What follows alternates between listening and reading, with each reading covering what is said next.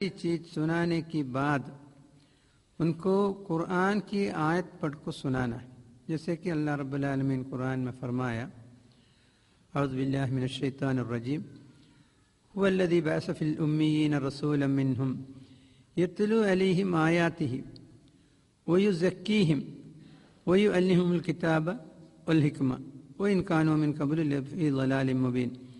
4 چیزیں اس میں ترتیب دیا گیا۔ پہلے چیز ہم ان لوگوں کو اللہ رب العالمین کا کلام پڑھ کو سنانا ہے، آیت تلاوت کر کے سنانا ہے۔ اگرچہ وہ عربی نہیں جانتے ہیں تو ان کو اپنے زبان میں اس کا ترجمہ بھی ہم لوگ سنانا ہے، یہ ہے اس کے طریقہ۔ تو سارے انبیاء علیہ السلام اس طرح کام کیا ہے، آپ صلی اللہ علیہ وسلم خود اس طرح کام کیا، اللہ کے حکم بھی اسی طرح ہے۔ ایک مشہور واقعہ ہے، مکے کی قریش آپ صلی اللہ علیہ وسلم کے پاس ملاقات کے لیے موعد رکھ کر بات چیت کے لیے آیا، تب ان لوگوں کے سامنے آپ صلی اللہ علیہ وسلم سورہ حامیم سجدہ تلاوت کر کے سنایا تھا۔ یعنی یہ ایک جانے مانے واقعہ کے لیے جھوٹ بولتا ہے، بات وہ ہوتی نہیں، خلاف واقعہ بات کرتا ہے۔ نبی علیہ السلام نے فرمایا اس کے لیے ہلاکت ہے اور ویل ہے۔ جمع ہوتے وہاں ان سے ملاقات کر کر قرآن پاک ان کو تلاوت کر کے سنایا۔ پہلے سال میں مدینے میں 90 لوگ اسلام قبول کیا گیا۔ تو اس سے ہم یہ سمجھنا چاہیے، خود اللہ رب العالمین کا حکم ہے یتلو علیہم آیاتہ، اللہ رب العالمین کا کلام پڑھ کو سنانا، اور آپ صلی اللہ علیہ وسلم بھی اسی طرح عمل کیا ہے۔ تیسری چیز جو ہے، صحابہ بھی اسی طرح عمل کیا ہے۔ تو ابھی ہم اس بات بتانے سے آپ کی دل میں یہ سوال آئے گا، وہ زمانے کی عرب لوگوں کے لیے قرآن پڑھ کو سنانا صحیح ہے، آج کی سائنس اور ٹیکنالوجی کی زمانے کی لوگوں کو قرآن پڑھ کے سنانا کہاں تک فائدہ ہے، کہاں تک مفید ہے؟ اس طرح سوال آپ کے دل میں آئے گا۔ اس کے لیے ہم ایک واقعہ آپ کو سناؤں گا۔ بنگلور میں 10 دن کا مسلمان کی طرف سے ایک پیس ایکزیبیشن چلایا گیا۔ اس میں مسلمان کے لیے ایڈمیشن کے لیے 25 روپیہ فیس رکھا گیا، اور مسلمان کو اس میں بغیر پیسہ ایڈمیشن دیا گیا۔ تو اس میں جو پورا انگریزی تقریریں چلائے رہے، دنیا کی مختلف علاقے سے انگریزی بیان کرنے والے لوگ اس میں شریک ہوا۔ تو اس میں ہمارے جو اس کام کو سیکھے ہوئے نوجوان جاکی وہ لوگوں کو دعوت دیا۔ 10 دن میں جو محاضرے میں جو شریک ہوا، غیر مسلمانوں میں کام کرنے کی وجہ سے وہاں سے 50 لوگ اسلام قبول کیا، یعنی ان کو قرآن پڑھ کو سنایا۔ میں بنگلور کا مثال اس لیے دیا ہے، بنگلور آج دنیا کی سب سے بڑے انفارمیشن ٹیکنالوجی کی مرکز ہے، IT کی مرکز ہے۔ تو وہاں رہنے والے انگریزی پڑھے لکھے ہوئے ایسے لوگ جو ہے وہاں سے قرآن پڑھ کو سنا کر جانے سے وہ لوگ اسلام قبول کیا ہے۔ تو یہ سمجھنے کی بات ہے۔ تو آج کے زمانے میں بھی قرآن کی جو معجزہ ہے وہ زندہ ہے، لیکن ہم اس کو استعمال کرنے کے لیے کوشش کرنا چاہیے۔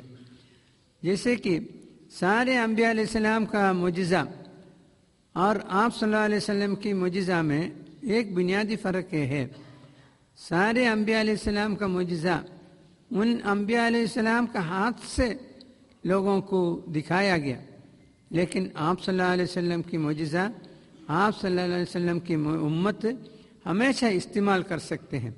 تو قرآن کی آیت جو ہے اس کا ایک تأثیر ہے، وہ انسان کی دل میں گہرا اثر ڈالتے ہیں، اس وجہ سے ان کی دل کی حالات بدل جاتے ہیں، اس لیے وہ لوگ اپنا فیصلہ کرنے میں آسان ہو جاتے ہیں۔ تو اس میں سمجھنے کی بات کیا ہے، قرآن کی آج کل ہم دعوت کے لیے کیا کرتے ہیں، ہم سائنس اور ٹیکنالوجی کی معلومات کو لوگوں کے سامنے پیش کرتے ہیں، تو جو معلومات جو ہے وہ انسان کی دماغ میں سمجھنے کی والی بات ہے، لیکن قرآن جو ہے ان کی دل میں اپیل کرنے والی بات کہتے ہیں۔ تو انسان کے اندر دو چیز موجود ہے، ایک دماغ ہے، ایک دل ہے۔ تو قرآن کی جو دعوت کی طریقے میں وہ دماغ کو بھی اپیل کرتے ہیں، اسی کے ساتھ ساتھ دل میں بھی اس کا اثر ڈالتے ہیں۔ تو قرآنی آیت جو ہے انسان کی دل میں جتنا اثر ڈال سکتے ہیں، ایسے کوئی چیز دنیا میں دوسرا نہیں ہے انسان کی دل میں اثر ڈالنے والا۔ تو یہ دونوں چیز کو ہم ٹچ کرے گا انشاءاللہ، ان کی اندر ضرور اس کا اثر اور تبدیلی آپ کا سامنے آئے گا۔ قرآن جو ہے اللہ سبحانہ و تعالیٰ انبیاء علیہ السلام کو اپنے آیت پڑھ کو سنانے کے لیے تعلیم دیا، سکھایا گیا۔ اگر اس سے بہتر کوئی طریقہ ہو سکتا تو اللہ سبحانہ و تعالیٰ انبیاء علیہ السلام کو وہ سکھاتا تھا، کیونکہ دل میں انسان کی دل میں اپیل کرنے والا قرآن سے بڑھ کر کوئی چیز زمین میں نہیں ہے۔ ہم سمجھے گا ہم اپنے زبان سے کچھ ان سے گفتگو کرے گا وہ مسلمان ہو جائے گا، نہیں، ہم ہزار گنڈا بیان کرے گا یہ قرآن آیت کی برابر کبھی نہیں ہو سکتی۔ تو اسی لیے جو ہے ہم ہمیشہ قرآن کی انبیاء علیہ السلام کی جو منہج ہے اس پر ہم لوگ کام کرنے سے بہت آسانی سے لوگوں کی دل میں یہ بات پہنچتی ہے اور اپنے خیالات جو ہے وہ بدل جاتی ہیں۔ اس لیے ہم لوگ کوشش کرنا۔ اچھا، اتنا آسان کام ہے تو آپ اتنا آسان سمجھاتے ہیں، لیکن کیوں پھر انسان یہ کام نہیں کرتے ہیں، مسلمان کیوں کام نہیں کرتے ہیں؟ اس کی کچھ وجوہات ہیں۔ اس میں سب سے پہلی وجہ یہ ہے کہ مسلمان کے اندر غیر مسلمان میں دعوت دینے کی بات بتانے سے ان کی اندر ایک طرح کی جھجک ہے۔ خاص طور پر ہندوستان میں رہنے والے مسلمان کے بارے میں میں جانتا ہوں، وہ لوگ کے اندر ان سے مل کر ہر بات وہ لوگ واپس میں تبادلہ خیال کرے گا، لیکن اللہ سبحانہ و تعالیٰ کا تعارف نہیں کرائے گا۔ یہ بہت عجیب بات ہے۔ تو اس کے لیے ان کی دل میں ایک طرح کی جھجک ہے۔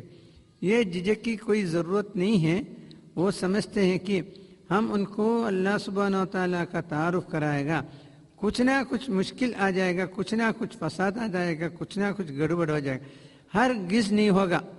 کیونکہ تو وہاں ہم لوگ ابھی ایک ٹیم پورا ہندوستان کی یعنی چپے چپے میں جا کر غیر مسلمان سے مل کر ان کے سامنے اس بات رکھنے سے کبھی اس کی وجہ سے کوئی پریشانی نہیں ہوا، کیونکہ آج کا زمانہ وہ پرانے زمانے سے بہت فرق ہے۔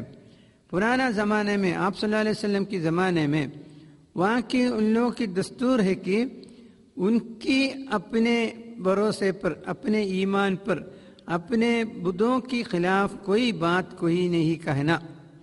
لیکن ہمارا آج کی ہندوستان میں اس طرح نہیں ہے۔ ہر انسان کو 3 حقوق دیا گیا ہے۔ پہلے وہ چاہے کسی بھی مذہب قبول کر سکتے ہیں، اور دوسرا اس پر وہ عمل بھی کر سکتے ہیں، تیسرا اس کا نشر و اشاعت بھی کر سکتے ہیں، اس میں کوئی رکاوٹ نہیں، ہر فرد کو اس کا حقوق ہے۔ تو اس لیے جو ہے ہم ان کے سامنے سادہ سیدھا انداز میں جو بات رکھے گا کوئی پریشانی اس میں نہیں ہے۔ سائنس اور ٹیکنالوجی کی ترقی سے انسان کے اندر دوسرے کی بات سننے کی ایک فضا آج دنیا میں موجود ہے۔ کوئی بھی ہو، ہمارے کتنے بھی اسلام کے کتنے بھی مخالفت کرنے والے بھی ہو، ان کے سامنے سمجھانے کی کوشش کرے گا، سننے کے لیے تو ضرور ہے۔ تو ہمارا کام کیا ہے؟ ان کو سنانا ہے، بس۔ یہ سنانے کی کام ہم لوگ نہیں کرے گا، قیامت کے دن ہم لوگ اس کو جواب دینا پڑے گا۔